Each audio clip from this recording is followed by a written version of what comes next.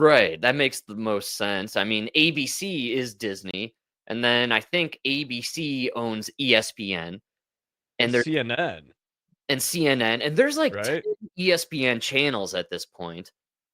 So Yeah.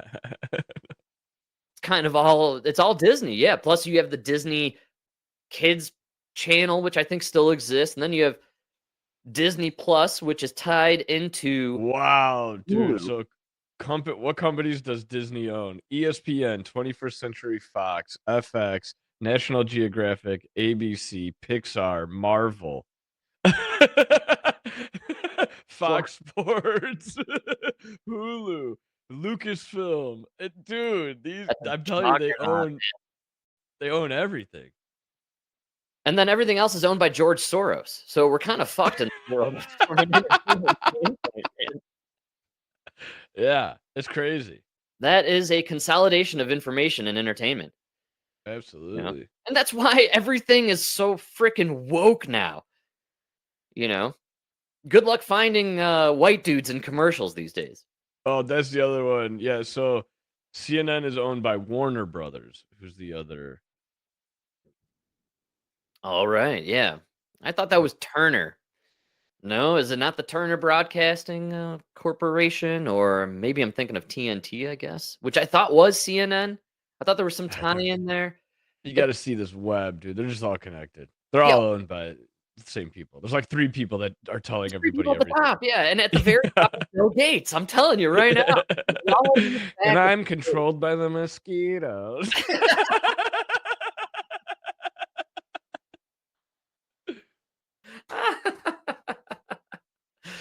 They're the Wow, real yeah. heroes.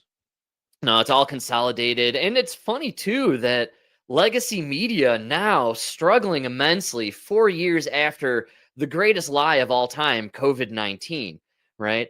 I mean, they pulled a fast one on the American public. Here we Well, are, and they don't yeah. understand why nobody believes any narrative that they're pumping through the machine at this point. I mean, Dude, which nobody's watching the news anymore, actually.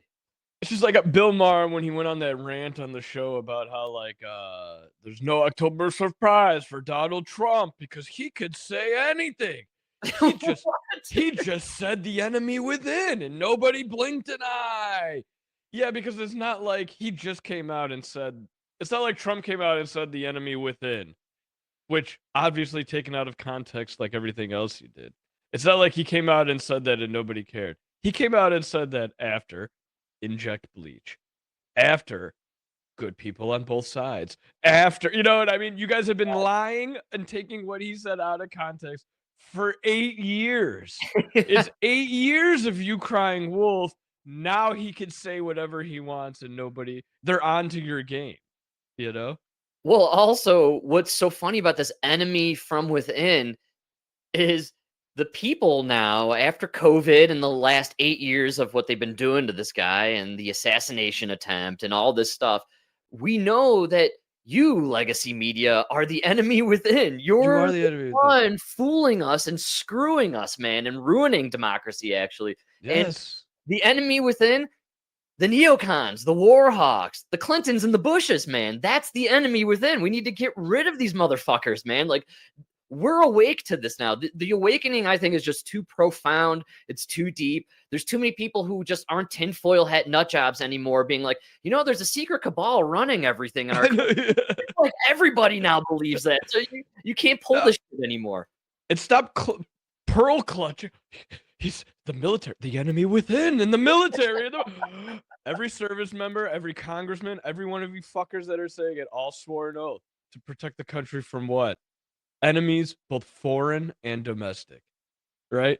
So that's what you're here for. The minute you become an enemy of the state, which all you people pushing for censorship, everybody who talks about that we need to get rid of the Constitution, get rid of the Supreme Court. Yes, you are a domestic enemy. You are the enemy within.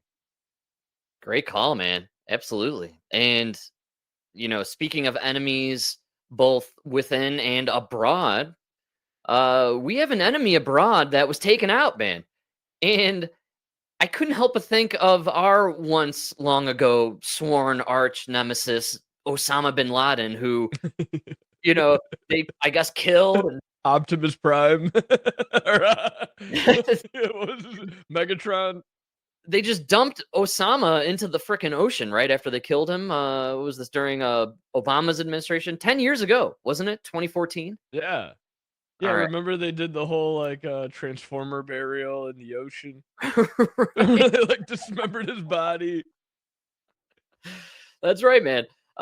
So I guess now we don't do that anymore. We like to show the video footage and the pictures of it. Did you see what happened with the Hamas guy who orchestrated October 7th? No.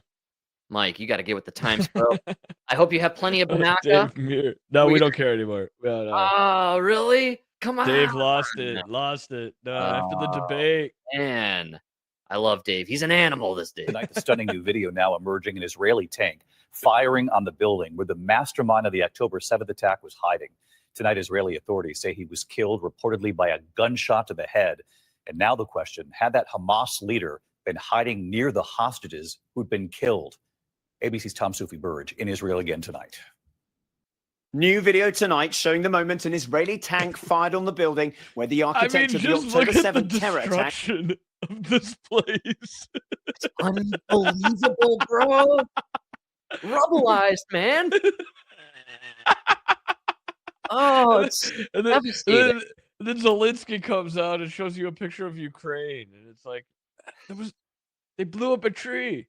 They blew up a tree. Oh, yeah, you could see there's destruction in the Donbass region, but then go over to Kyiv, and there's nothing but shots of teens hanging out at strip clubs and what have you, just like getting down and boogieing and having a great